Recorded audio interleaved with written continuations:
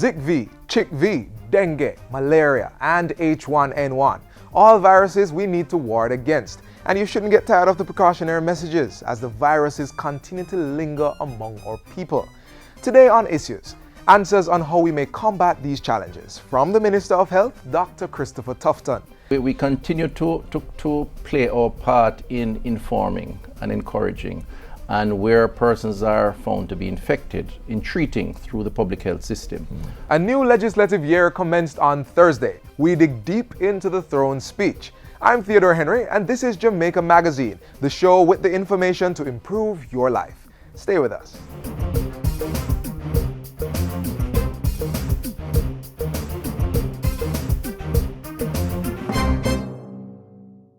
All the people them when I want Zika, hold up your hand.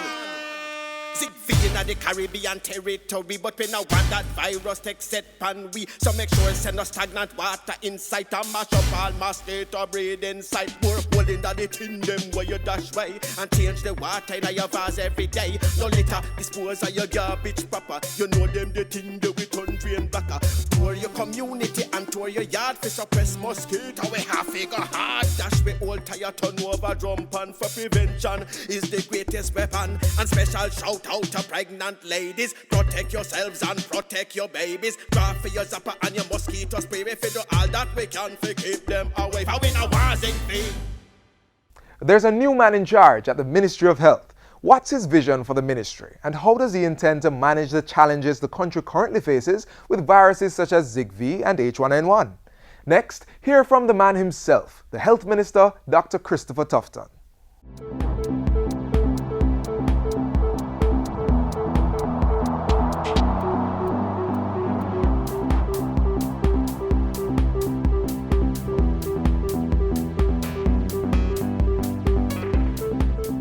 Thanks for joining us. I'm Ian Boyne. Today we focus on health.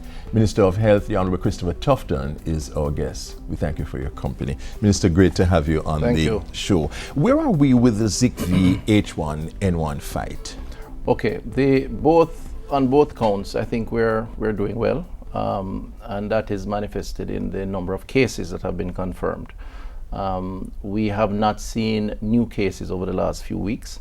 So we're still at 6 as it relates to Zika, and in case of H1N1 we're at 69 with unfortunately 7 deaths. So I think the threat has subsided.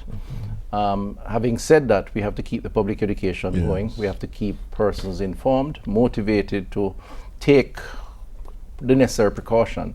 And I believe that is the most important part about the process going forward. And the government is continuing its own thrust in terms of the things that it is doing in the communities and so on. Yes, we continue to play our part in informing and encouraging, and where persons are found to be infected, in treating through the public health system. We have made some adjustments to the program.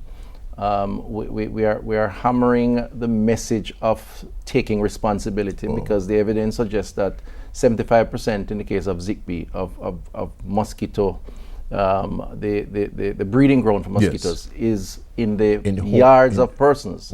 And so they have that critical responsibility. And but hasn't the government sent teams in the yards? Yes, we have teams out. I have been all over the place. I've been in about 4 or 5 parishes with the teams, but the work continues. But that is just to highlight the issue. The truth is we can't solve it totally. It's really going to be up to those persons to ensure that they do what they have to do. In addition to that, of course, we have a lab equipment that is able now to test for Zika. Before now we had to go to Trinidad. And as a consequence, we can discover new cases a lot quicker and therefore treat with those cases once they are discovered. We are more informed, I think, with the medical fraternity, the private doctors, so that they can be on the lookout for the symptoms and therefore recommend for testing, which the lab is able to do at the university. In terms of H1N1, it's about hygiene. And we have been able to now protect through vaccination all the frontline health staff. We have imported adequate supplies. And the last report I got was that well over 90% of frontline health workers, the doctors, the nurses, who have to confront the symptoms and put themselves at risk, are now vaccinated. And that is very positive. In the past, we've had 25-30% of those frontline health workers not taking up the vaccine. This is different this time around. And in terms of the availability of Tamiflu, the recommended medication, pharmacies are now allowed to carry that, to stock it. And again, that is another line of defense to dealing with the problem. So I think we have made significant progress. It's no reason to be complacent. We have to continue the thrust, because ultimately it's about a cultural change as a country to ensure that we focus on prevention rather than cure. Minister, what new thinking, what new initiatives have you brought, are you thinking about for the health sector? Well, first of all, I think it's very important for Jamaicans to recognize that to a large extent their personal state or state of health and wellness is up to them. Non-communicable diseases, the cancers, the diabetes and so on, are largely lifestyle related in terms of activity, physical activity, what you consume. And so one of the things we're going to be doing is really pushing on that public health information to change behavior. Having said that, we all know that the health sector is underfunded. 3.5% of GDP. In other jurisdictions, it's 7-8. In the US, it's 17. In the UK, it's probably 12, 13. So government alone cannot provide the resources that are required, the infrastructure and so on. And we do have the private free healthcare policy, which we are embracing, we're endorsing. But we need to define that in the context of the limitation of resources and develop the public-private partnerships that are necessary.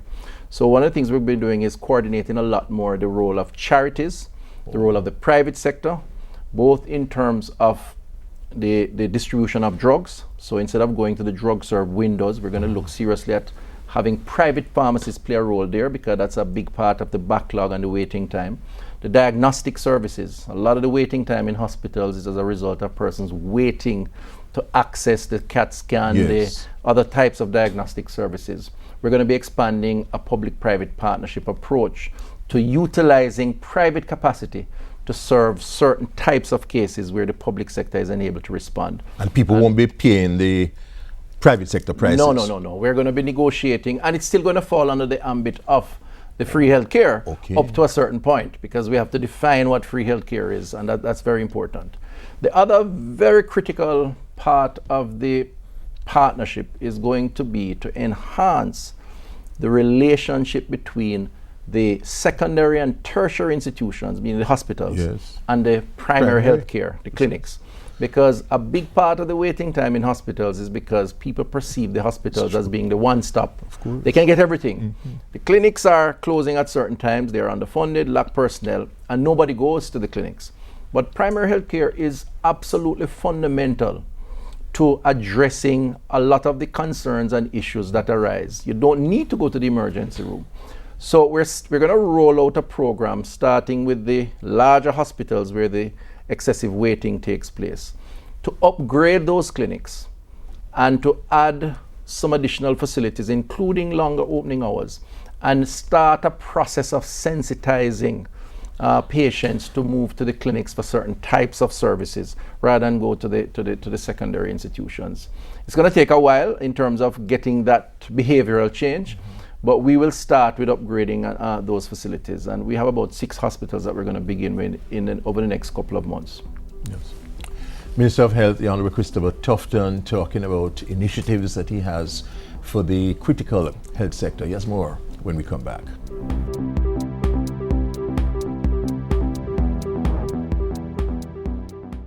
Don't make diseases spread. Wash your hands with soap and water instead. Wash them regular or use a hand sanitizer. Make sure the germs them dead.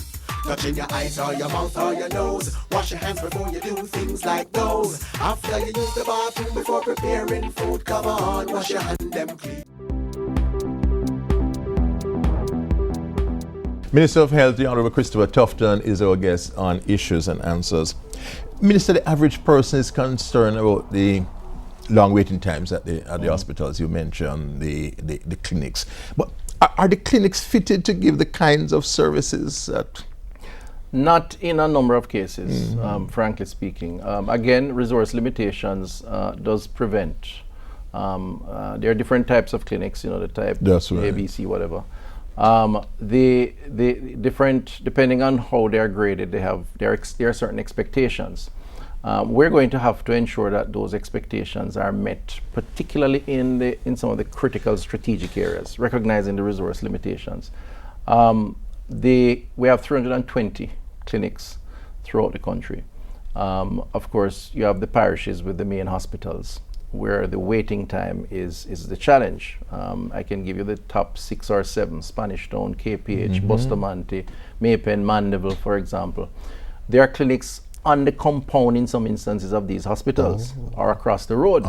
So if we can recalibrate what is offered in these clinics by looking at some of the causes of the clogging of the hospital emergency rooms. Take asthma, for example. I am told that on a given day, you could have 20, 30 persons going into the emergency for asthma. Now, it's not that expensive to create a scenario at the level of the clinics with extended hours to have the facilities to treat with that particular ailment.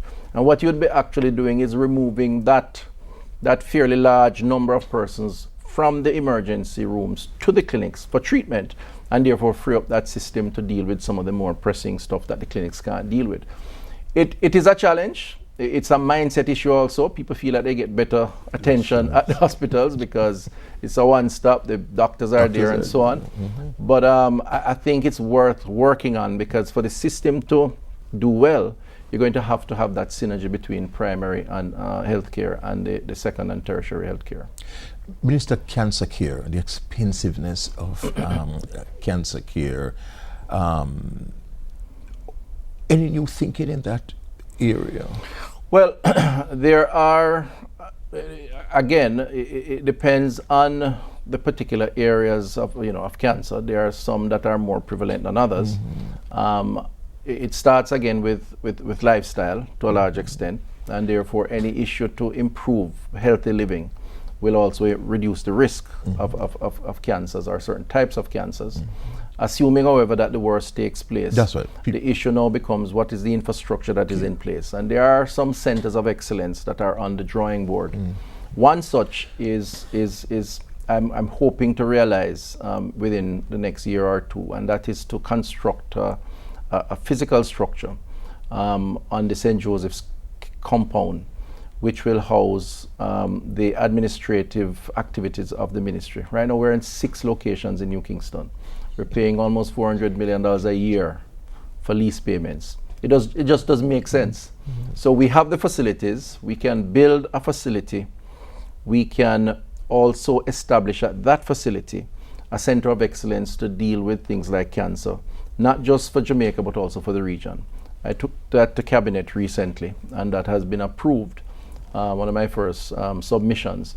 So the idea now is to pull the team together to develop that concept and to move it forward under a private-public partnership, which will now allow for specialist care, even while it allows for more efficient administration of the healthcare system.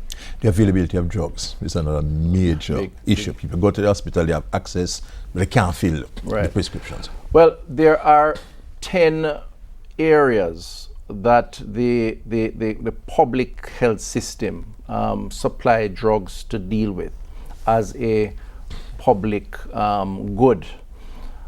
The procurement through to inventory management and distribution, the value chain of that process requires some assessment. The National Health Fund currently does the procurement, and the ministry does have inventory management functions currently, and in some instances we use some of the private drug companies to help with that.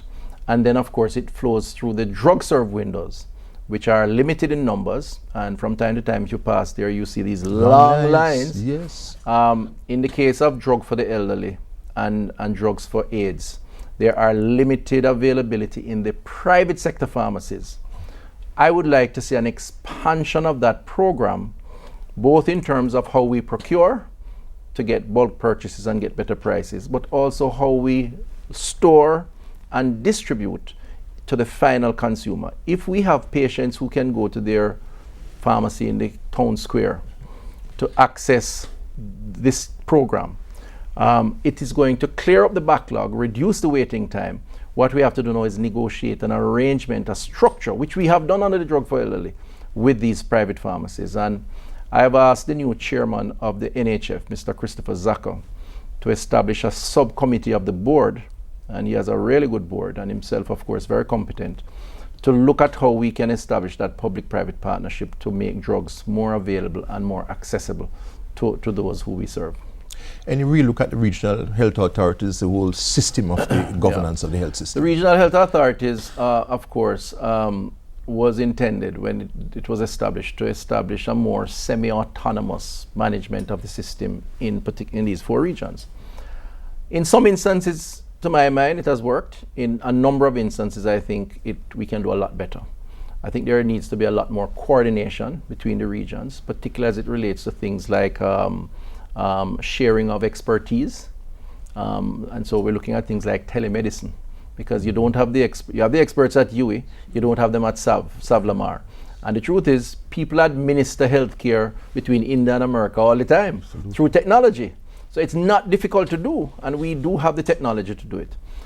Procurement of diagnostics equipment and other types of equipment, which is influenced a lot by the regional authorities, but not necessarily coordinated sufficiently between regions to get the benefits of understanding and learning as to what is most appropriate.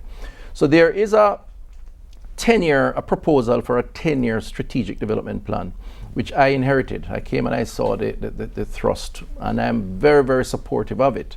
And I'm going to be meeting with the team to look at that strategic plan or the development of it in a way that also examines and evaluates the effectiveness of the regional structure. And where there may be need for an adjustment of that, I have no difficulty in making that adjustment, but I'd prefer to get the work done first. Yes. And at the end of your tenure, Minister, what overarchingly would you want to be assessed by? Well, I think the concept of universal access is a much more important concept than the cliche or terminology of free healthcare. And I think we have to spend some time explaining that to people. For me, it is about not depriving or denying anyone who needs it and cannot afford it. To me, it's almost a human right.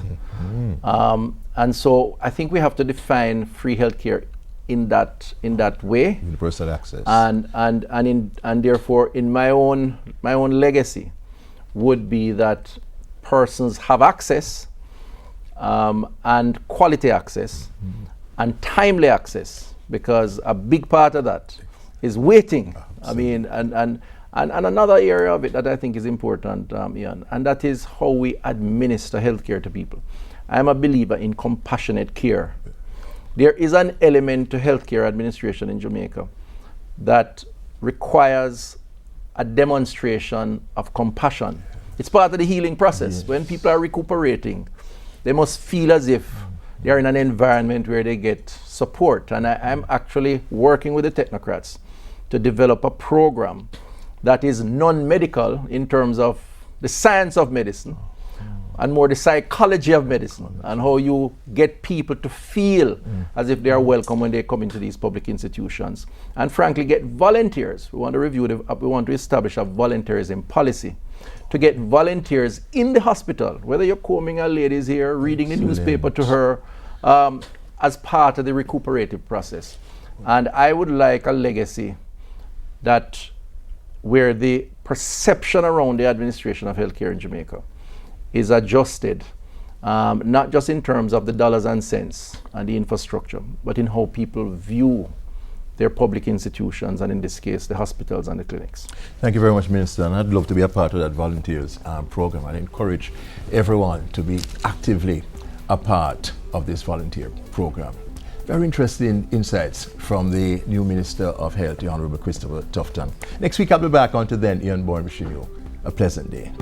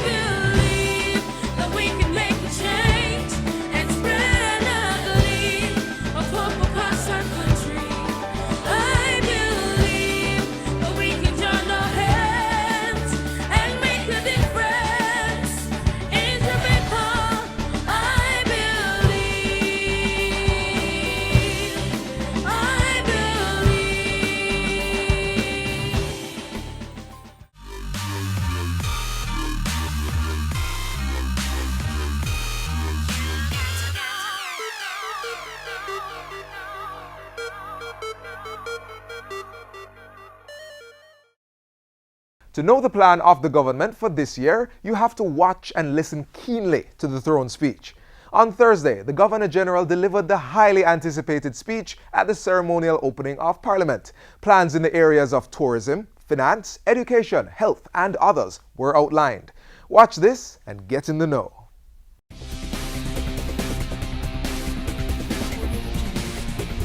Legislation for a fixed election date and other legislative priorities. Human Capital Management Enterprise System to come on stream. And 3 major development projects for the water sector to be rolled out. Some top priorities for government in the 2016-2017 fiscal year, touching the lives of all stakeholders as it seeks to build a partnership to develop a prosperous nation.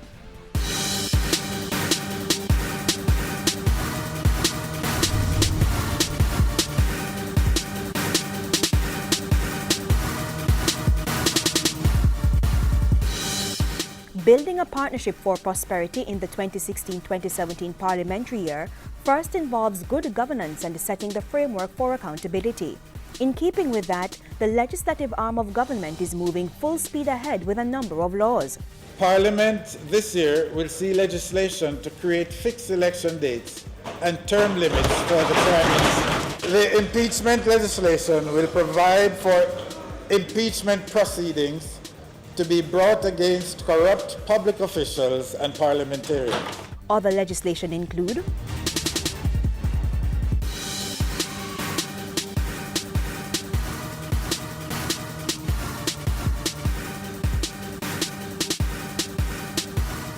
legislation aside, government will continue to pursue policies to grow the economy and create jobs.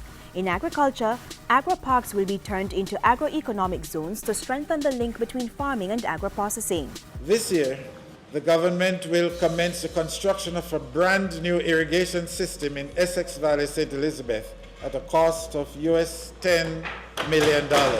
A new agro-park will also be established in Spring Gardens, Portland. It's going to be focusing on a number of agricultural crops, not the least of which, of course, is cash crops, potatoes, onions, similar to what we have been doing across the country. Growth will also be driven through key projects in tourism, transport, and mining.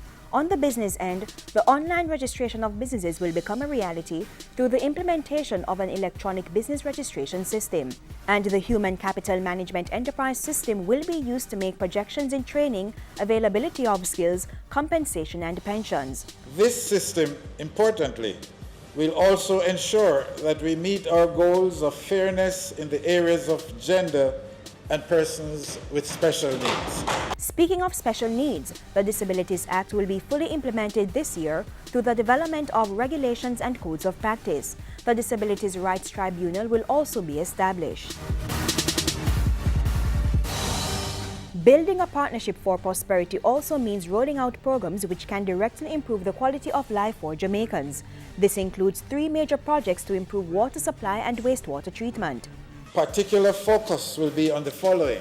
1, the Rio Cobre water treatment plant development. 2, the Rio Bueno water treatment plant development. And 3, the Soapberry wastewater treatment plant expansion. Housing construction projects in Bernard Lodge, Reed's Pen, and Shooters Hill, St. Catherine, as well as Vernon's Drive, St. James, will deliver a combined total of over 400 housing units. Other priority sites have been identified at Ebony Vale and Angel's Pen in St. Catherine, Hopewell Farms in Hanover, Bottom Pen in St. James, and at several smaller sites across the corporate area. And with more housing solutions comes a thrust to improve garbage collections. $250 million have been provided in the budget to purchase additional waste disposal trucks. There is some 17 trucks in the process from the previous administration, and this new additional $250 million will provide another 17.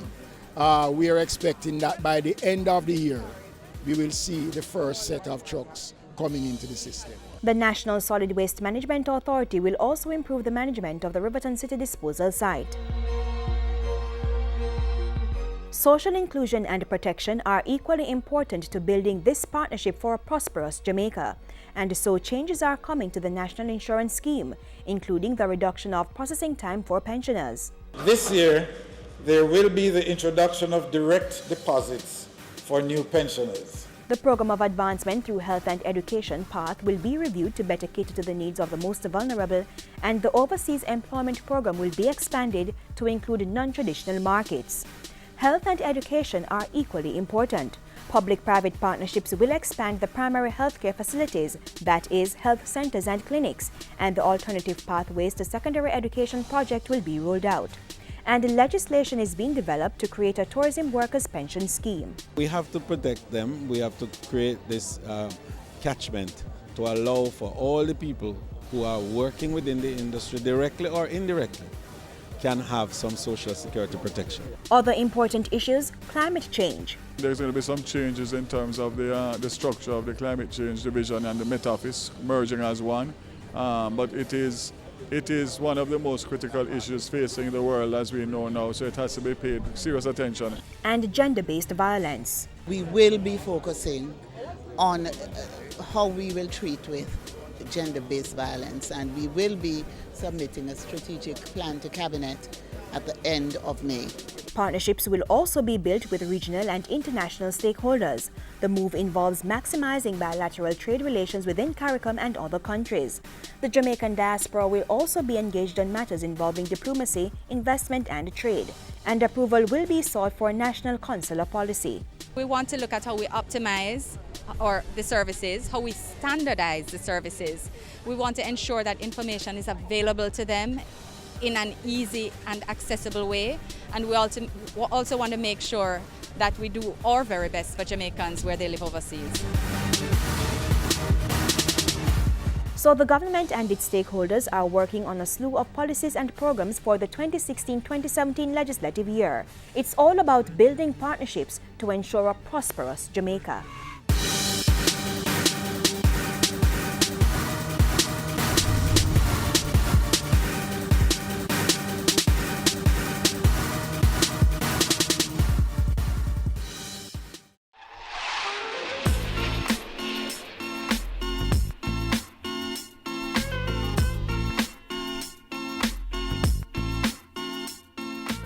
Your thought for the week. In the end, it's not the years in your life that count, it's the life in your years. Think on this as you make your to-do list for the week. That's all we have time for in this week's program, but another is coming your way tomorrow. In the meantime, find out more about the government's response to ZICV, Chik V, or any other public health risk on our webpage, jis.gov.jm. We're also on YouTube, Twitter, Instagram, and Facebook, so log on and stay in the know. Until next time, I'm Theodore Henry. Have a healthy, happy, and productive week.